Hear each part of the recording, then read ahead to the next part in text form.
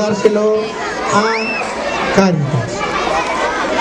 Voy a hacerles entrega de toda vuestra solidaridad, que se ha traducido en 814 euros con 50. Por lo tanto, yo voy a hacer el sobre. Aquí está todo lo que vosotros y cada uno de vosotros y vuestras familias han aportado a este mercadillo.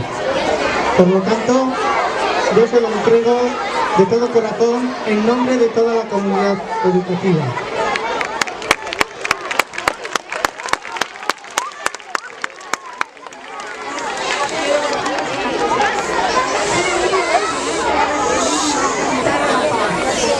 Precioso, precioso. Y también muy bonito esta colecta que habéis hecho, porque posiblemente algún niño pues pueda tomar leche, pueda tomar muchas cosas, y vosotros tenéis que transmitirlo. Muchas gracias a todos, al director, a todo el colegio, a todos los niños, a todas las mamás y a todos los papás. Gracias en nombre de todos. Muy bien.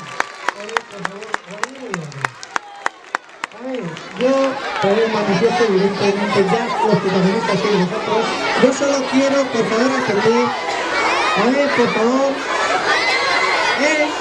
Atender.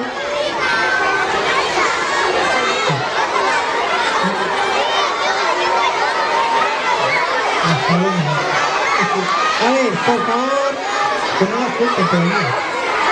Espera.